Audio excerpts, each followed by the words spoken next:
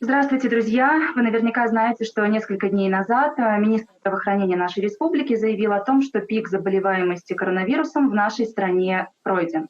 Но вот страх у многих остался. Мы до сих пор переживаем за свое состояние, за здоровье и жизни наших близких.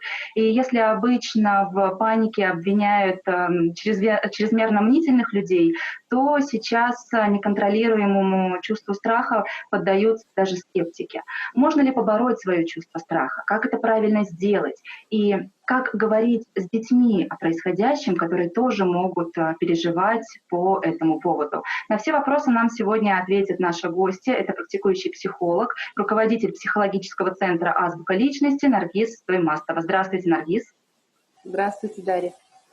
Наргиз, я понимаю, что страх – это естественная реакция нашего организма на происходящее, но, тем не менее, иногда он настолько затуманивает мозг и не дает возможности сконцентрироваться на чем-то, двигаться дальше. И ты не знаешь, что дальше делать. Можно ли с этим как-то справиться? Вот есть ли какая-то пошаговая инструкция, которую каждый из нас может применить в своей жизни? Давайте, спасибо большое за вопрос. Конечно, очень актуально в наши дни. И я бы вообще просто хотела начать, что мы на самом деле, если можно, так начать, что мы на самом деле социальные, существа, и нам все время нужно коммуницировать, да. Конечно, есть экстраверты, интроверты, но в процессе социальной, наше вот это взаимодействие, мы влияем, на нас влияют, вот именно в этой ситуации вот это влияние окружения, влияние той информации, которая на нас идет, это очень важный момент.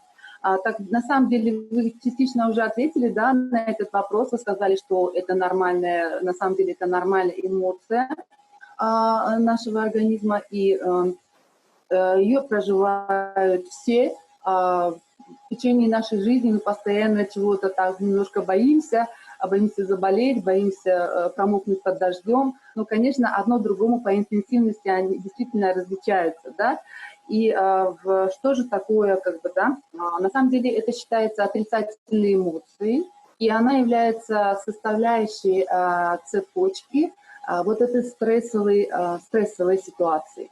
Я просто хочу немножко объяснить, почему появляется страх, так будет, возможно, людям проще к этому относиться. Что вначале у нас происходит? Сначала происходит стрессовая, если посмотреть эту цепочку, сначала какая-то ситуация возникает, в частности, в наше время, ситуация заболевания, массовой пандемии. А дальше идет мысли. То есть, конечно, мысли у нас всех свои, но если так смотреть в общем, так подойти, то на самом деле это мысли негативного характера. И когда мы эту мысль негативную цепляем, то есть мы ее фиксируем, и оставляем, то, конечно, она перерастает один из таких эмоций, как страх. В нашем случае, я имею в виду, связанная с пандемией. А эмоция – это уже тело говорит, тело не обманывает. То есть, на самом деле, мы это уже проживаем, и это переходит на наше тело. Какие проявления? Естественно, бьется сильно сердце, мы очень начинаем часто дышать. У некоторых людей потеют руки, у некоторых треморов возникает, то есть краснеют и так далее. То есть это уже реагирует наше тело на самом деле. И в зависимости от эмоций будет наша реакция. И, соответственно, после реакции идет и результат. То есть вот если вот эту проследить, эту цепочку, очень важно, вот если увидеть эту цепочку, то видим, что основополагающим здесь идет мысль. То есть в данном случае что мы можем? Мы ничего не можем сделать. Ситуация такая, какая она есть. То есть вирус, он растет, людей больше болеет, вирус такое имеет свойство, он должен прожить свой цикл. И здесь мы ничего не можем сделать на самом деле. Ситуация есть, и она не очень такая хорошая, так скажем, негативная. И на нее мы реагируем. И каждый человек реагирует по-своему.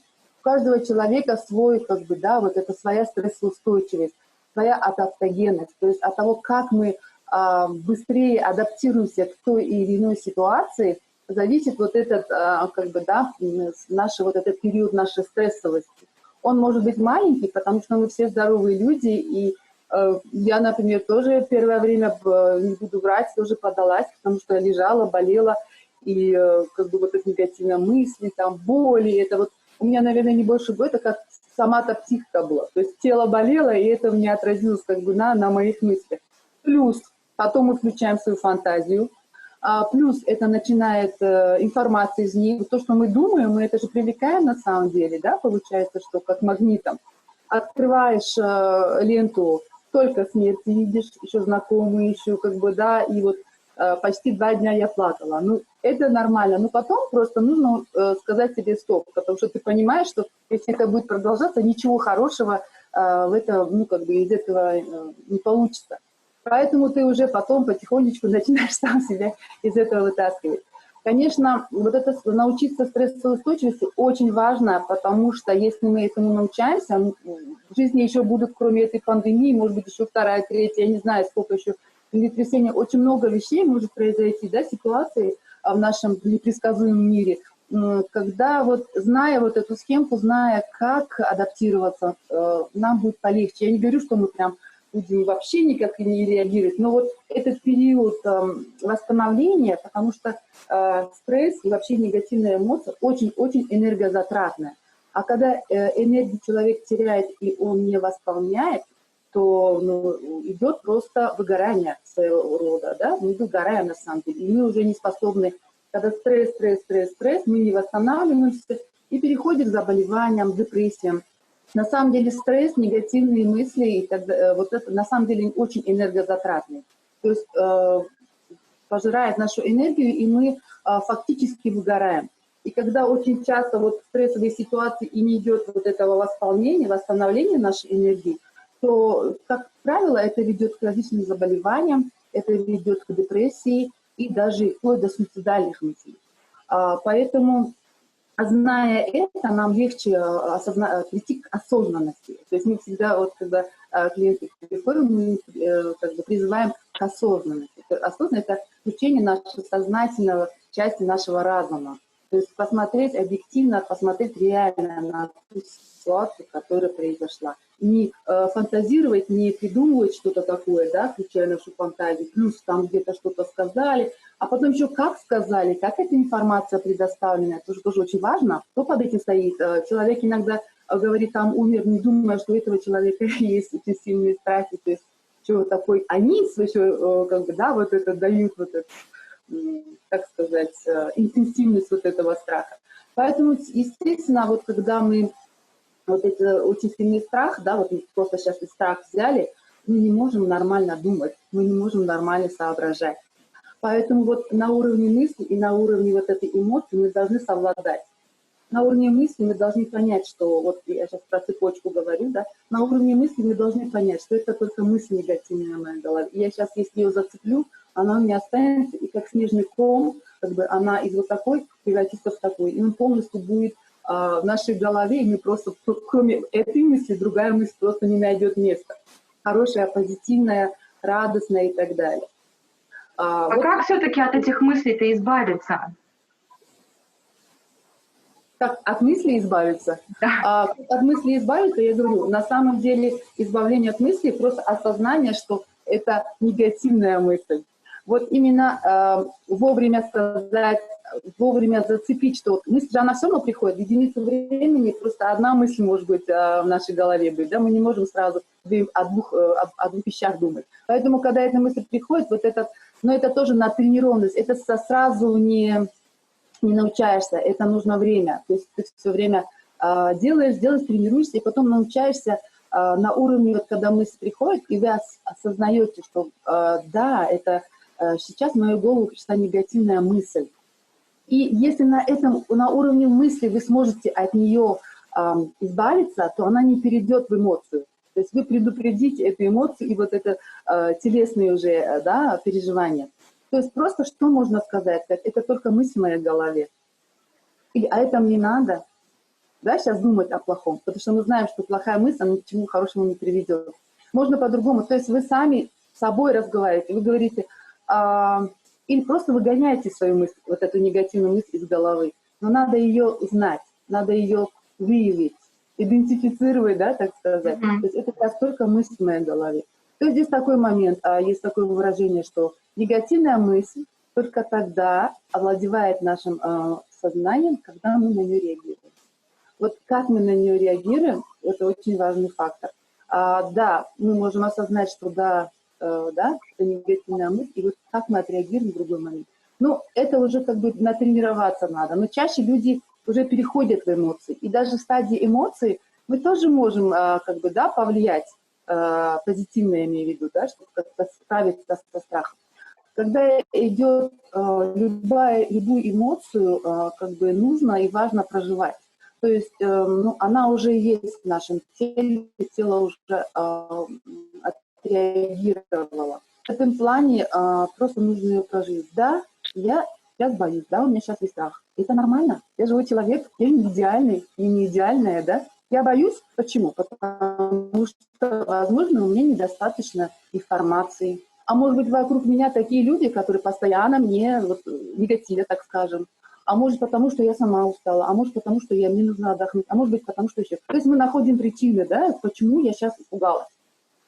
И потом я выйду из этой ситуации, я найду выход, мне нужно время, мне нужно... И как человек вот думая, время же проходит. И фактически идет вот это восстановление. Когда идет на уровне тела, там идет такие механизмы, да, на биохимическом уровне выброс стрессовых гормонов, там своя такая идет механизм сужения сосудов, гипоксия и так далее. И вот в этот период организм начинает компенсировать эти недостаток кислорода. Как? Вот за счет сердцебиения, дыхания, очищения и так далее. Это стадия компенсации. Вот. И в этот период мы можем как мыслями себя успокоить, да, вот прийти к этому. Это тоже время нужно, чтобы человек восстановился.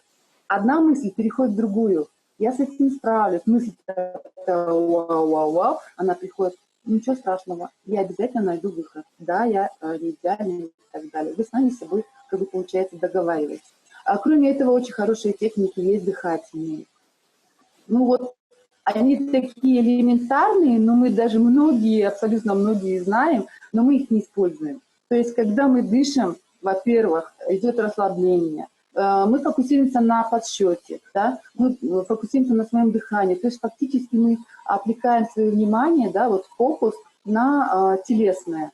И попадает кислород, и мы начинаем думать по-другому. И реакция будет, соответственно, другая, и результат будет другой. То есть если мы научаемся вовремя говорить себе «стоп», вовремя подключать свою сознательную часть нашего разума, то обязательно это нужно, мы выйдем из этой ситуации и можем побороть страх. Но это нужно тренировки, это нужно делать. Вот вы сейчас сказали, да, сказать себе «стоп», но я вот честно скажу, не знаю, как это правильно объяснить. Элементарно возьмем социальные сети, да, это огромный пласт, это негативный информационный фон, от которого лучше абстрагироваться на какое-то время, и головой мы это понимаем. Я пролистываю ленту, я вижу трагические новости от своих друзей, коллег, знакомых, и я понимаю, что надо остановиться, чтобы потом успокоиться. То ли это форма мазохизма такая, то ли это просто страх быть в неведении и возможность быть к чему-то подготовленным, но ты продолжаешь листать, читать, ужасаться. Почему это происходит? Правильное ли это поведение? Или надо все-таки вот здесь тоже себе стоп сказать? Да, возвращаясь к вашему вопросу, я просто тоже сейчас вот вспомнила, как я, да, выходила. И когда после того, как я сказала стоп, после того, как ты говоришь стоп, ты просто принимаешь для себя решение. Решение, и через вот эту свою силу воли ты просто себе говоришь, вот я буду так делать и так, и ты должна следовать этому. То есть если я сказала, что вот утром я встаю, делаю то-то, то-то, то-то, и не включаю, как бы, да, до такого-то времени я этого не делаю. Потому что я так решила, потому что это мой выбор. Если, конечно, силы воли нет, вы будете опять такая в зависимость впадаете. Но здесь такой момент, что кроме вас этого никто не сделает. Никто за вас не будет возле вас выключать и говорить выключи и так далее. Вот это вот внутренне должно быть какое-то, да, решение ваше. Причина, по которой вы не хотите получать этот негатив, должен быть у вас. Я не хочу получать этот негатив, потому что это не сделает мою жизнь лучше, потому что у меня будет какой-то телесный дискомфорт. В конце концов, я буду дольше болеть, и вот это состояние у меня будет нездоровое дольше. То есть я хочу быстрее выйти, я хочу быстрее выйти на улицу, я хочу быстрее выздороветь в конце концов. Это причина такая веская, по которой вот мотивирует меня не открывать. Даже и в следующий раз, конечно, ты не можешь вообще не открывать, да, тебе хочется поздравить кого-то с днем рождения. И очень много людей, мне очень понравилось, тенденция была, люди устраивали какие-то концерты, вот старались вот позитива дать, да, в этих моментах. И вот это как бы тебя очень радовало. На самом деле люди по-разному реагировали, и они старались людям другим помочь. И концерты, там, какие-то упражнения давали, и слова какие-то теплые писали. Я старалась листать ленту, и у меня такой был, такой, знаете, самый главный посыл. Ситуация произошла, да, или происходит. Конкретно, что я могу сделать в этой ситуации, чем я могу помочь, что от меня зависит в этой ситуации. К сожалению, я не могу, у меня нет таких возможностей, да, придумать вакцины. Я не могу ничего сделать. Но что я могу сделать? Я могу здесь и сейчас просто повлиять на свое мышление, здесь и сейчас как-то изменить свое отношение к этой ситуации. На самом деле есть такое выражение, да, мы не можем иногда изменить ситуацию, людей конкретных, да, но мы можем изменить свое отношение к этой ситуации или к этим людям. И здесь вот в таком плане, да, что мы стараемся изменить свое отношение к данной ситуации. То есть мы взвешиваем. Вот смотрите, если я буду, хорошо, я вот буду думать об этом, да, у меня будет страх. Я буду вот это, как долго это собираетесь вот, думать, бояться и так далее, и какая выгода вам от этого? Сделает ли это вашу жизнь лучше? Или все-таки пересмотреть это отношение, изменить эти ситуации, что я ничего не могу сделать, да? И сделать себе правильно, вот это выберу или это выберу. Человек всегда выбирает, всю жизнь мы выбираем, эту позицию выберем или эту. В обоих случаях мы правы, в обоих случаях это наша жизнь, это наше право. Поэтому здесь право выбора. Вот я выбрала вот это, да, и все, я не включала. Или когда включала, у меня уже был такой фокус. Я смотрю только позитивный. Те, кто умерли, знаю, не знаю, я просто писала слова соболезнования, да, и так вот светлопамять, кого знала, там, чуть побольше, кого не знала, попроще писала. То есть, ну вот, как бы прощание. И пост делала, он называется «Светлая память», то есть как мы должны с ушедшим, да, делать. Ну, это важно, что значит вообще такое светлая память. Когда человек уходит, это не груз, что вот нет, и волосы, а то, что он был в нашей жизни, от него осталось воспоминания, фотографии. Вот что-то, ну, это уже другая тема. Очень шумно у вас, Наргиз, прошу прощения. Еще так прям вот в это время, а так было спокойно. Я сейчас посмотрю чуть-чуть. Угу.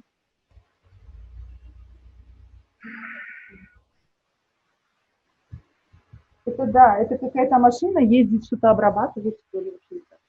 Я извиняюсь. Что-то было слышно или что-то надо мне повторить?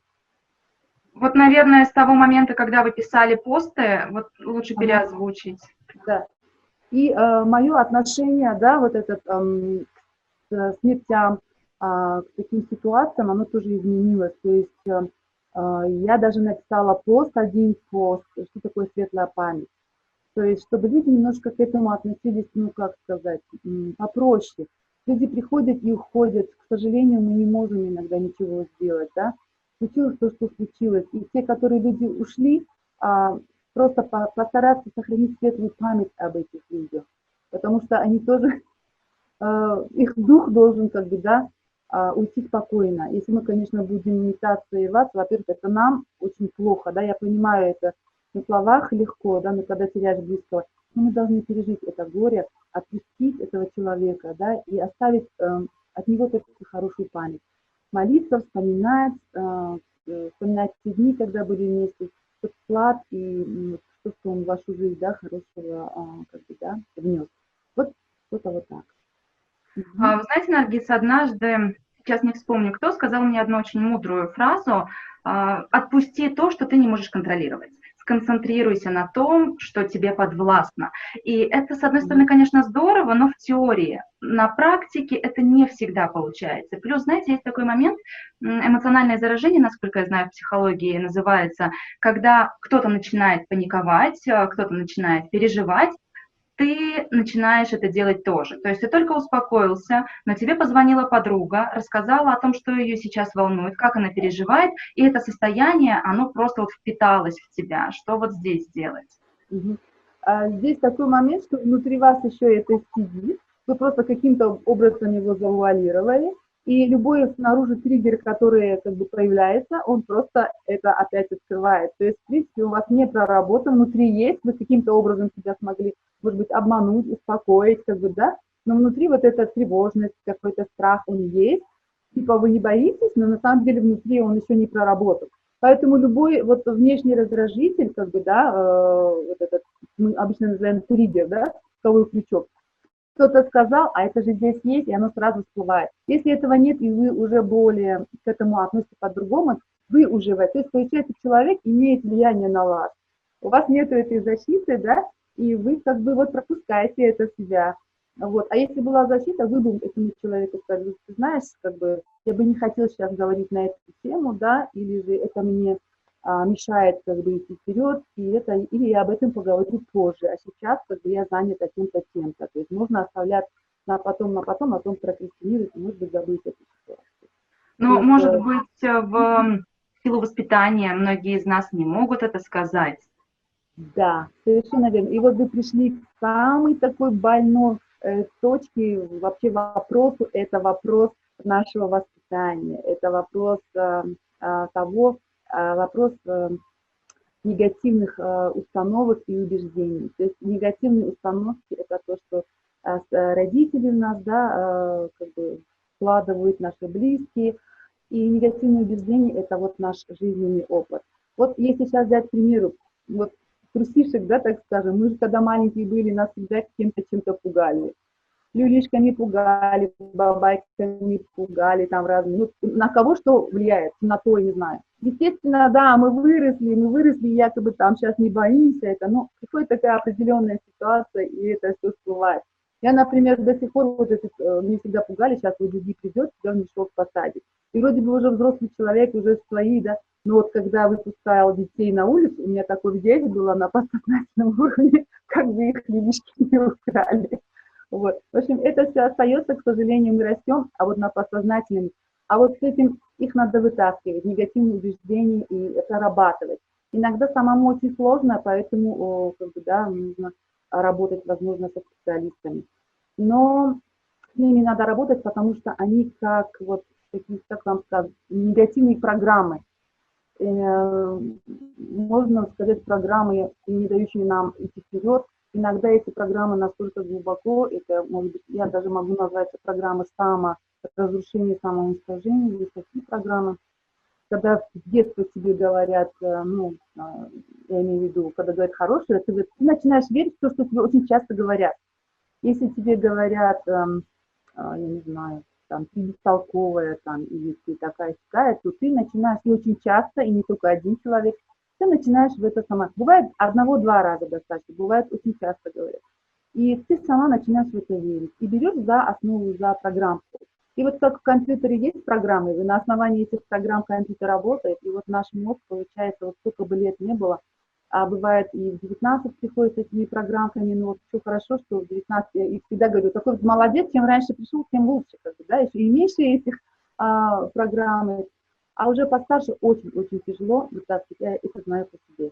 Но это возможно, и всю жизнь нужно прорабатывать эти негативные установки и убеждения. Но с этим сделать ничего нет, все равно мы любим своих родителей, мы своих близких любим, как бы они это делали не из-за того, что хотели нам плохого, они хотели как лучше, вот, ну, получилось так, как получилось. Просто нужно сами, вот это вот вопрос осознанности, вопрос включения своей осознанности, понятия, что, ну, родители нам дали или научили чему научили их родители, и тому, чего они знали, на тот момент считали правильно.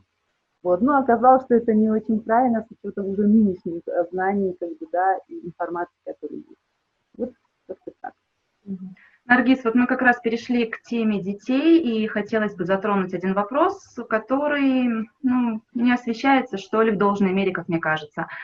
Дети вокруг, они видят изменения происходящего, они видят, закрываются школы, закрыты садики, многие родители не пускают детей погулять во двор, родители в присутствии своих деток обсуждают те новости, которые они получают из средств массовой информации, от знакомых и так далее. Дети, может быть, не показывают, что они тревожатся, что они переживают по этому поводу, но наверняка какие-то страхи есть и у них. Стоит ли каким-то образом проговаривать все это? Спасибо, очень актуальный, действительно, на самом деле. Важный вопрос сегодня. Ну, вообще, дети — это от 0 до 18, да, если так брать. Как бы норматив, кстати, 0 и 18. Ну, мы будем брать дети помладше, да, там, до школьного, да, и подростков. Конечно, в каждом вот из этих отрезков, да, возрастных, мы по-разному с детьми должны общаться. Например, когда мама, папа возбуждены, тревоги, негативе, там, плачет мама, и в голове у нее только, вот, как мы говорили по снежному, вот эта тревожность. она раздраженная, она это, естественно, это передается ребенку. То есть вот это негативное ощущение, это вот связь у нас с родителями очень небольшая, особенно с мамой, да, и дети это чувствуют.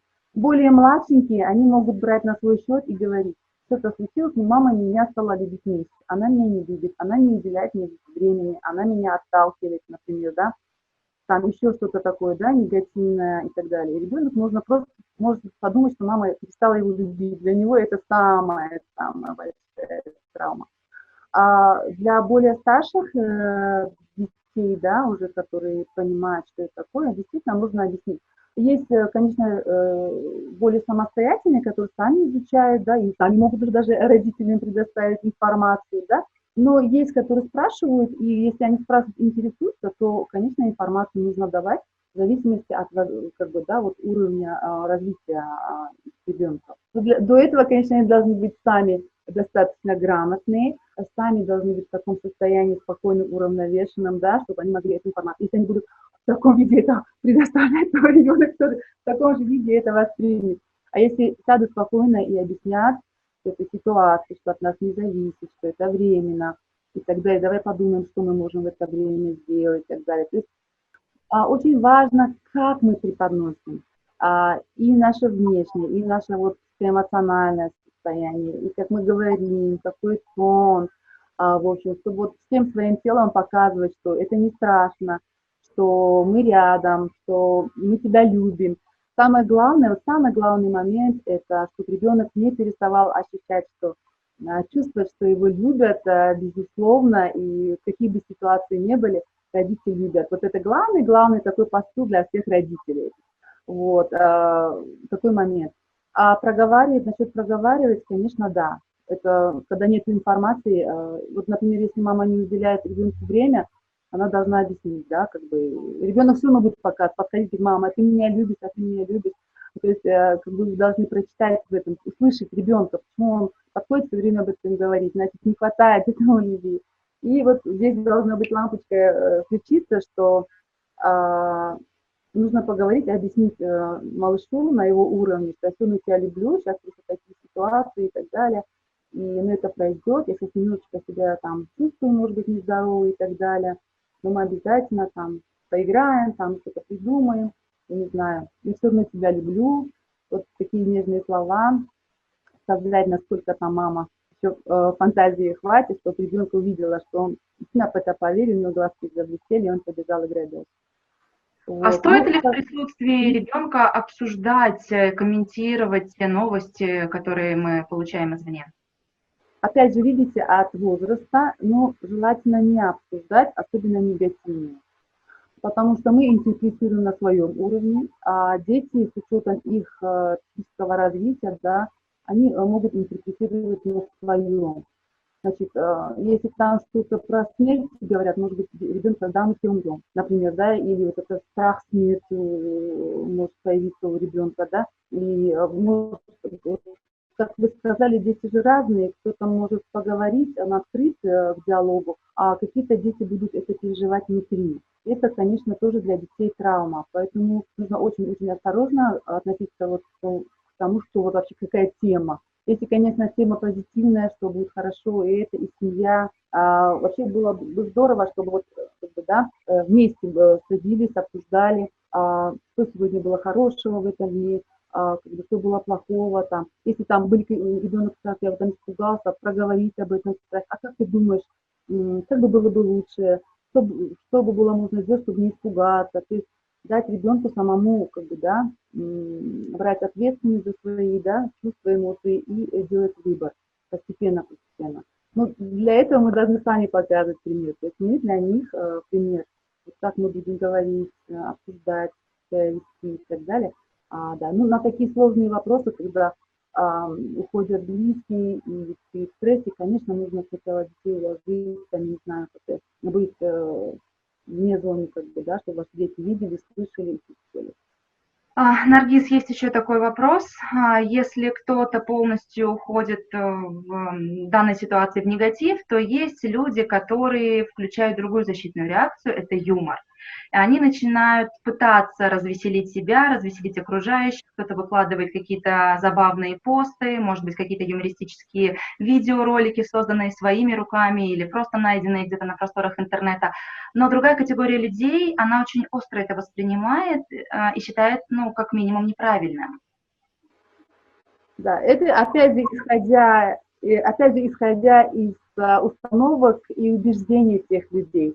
Те люди, которые очень много негативного, у них очень много непроработанного негатива, поэтому если снаружи какой-то такой триггер, спусковой крючок задевает их какие-то болевые точки, то они реагируют очень негативно.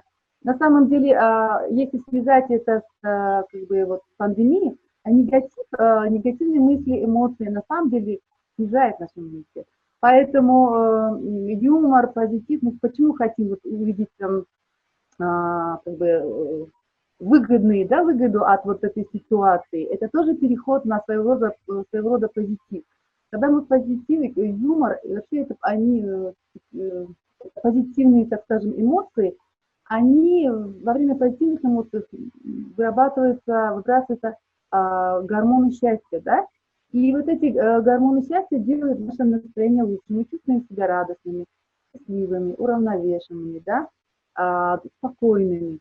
И мы к этому уже стремимся. И, конечно, это повышает наш иммунитет. То есть смотрите, какая разница. При негативе иммунитет снижается, а при позитиве это влияет на наш иммунитет. Это очень-очень важно вот, в условиях нашей нынешней ситуации. Поэтому выбор зависит от нас. То ли выберем быть в негативе все время, и это будет на нас влиять, на наше здоровье, на нашу психику. Или все-таки, да, выходить. Я не говорю, что мы прям все время будем смеяться, но выходить из этого негатива в позитив и улучшать свое самочувствие и свои эмоциональные состояния, психоэмоциональные и телесные. Раз мы затронули вопрос психосоматики, Наргиз, можете сказать буквально в паре слов, к чему на физиологическом уровне может привести это постоянное ощущение страха, тревоги? Да. Да, на самом деле много заболеваний психосоматических, и есть такая информация, что 85% всех заболеваний – это психосоматика. То есть, если идет стресс, мы не справляемся с ними, выработка вот этих стрессовых гормонов, это влияет на сосудистые. Во-первых, это сердечно-сосудистые заболевания, это сахарный диабет и другие заболевания внутренних органов. Ну, и что-то на уровне психологии сейчас вот очень участились обращения по паническим атакам. То есть люди болеют, вообще страх заболеть или страх умереть, уже если, например, мы заболели. И панические атаки сейчас очень актуальный момент, когда уже человек думает, что все, переходит через тело, и он думает, сейчас вот что-то с ним произойдет, и сейчас умрет. На самом деле хочу вас успокоить, от панических атак никто еще не умирал. Есть выход. Да, в быту говорят, все проблемы от нервов, это на самом деле отчасти так, потому что наше психологическое состояние с физиологическим очень тесно связано. Да, я сейчас хочу еще дополнить, что люди очень часто ходят по врачам, получают очень много лечения, и в конце концов какое-то временное облегчение получают, а через какое-то время опять та же симптоматика. И какой-нибудь грамотный все-таки врач, медик находится, который говорит, слушайте, проконсультируйтесь уже у психотерапевта или психологу, сходите, наверное, у вас проблема все-таки вот психического характера, вам нужно все-таки проконсультироваться. И тогда, когда они приходят, тогда мы узнаем, что да, вот какие-то мысли негативные, какие-то негативные убеждения, установки есть, которые нас отравляют. Наргиз, спасибо вам большое за уделенное время. Друзья, не будем забывать, что страх – это все-таки естественная и во многих случаях здоровая реакция на текущее положение дел. Самое главное – очертить границы, как сказала Наргиз, уметь распределять мысль, эмоцию и результат, и принять, может быть, свои эмоции и понять, что самое главное – это не навсегда. Берегите себя и будьте здоровы. Спасибо, Наргиз.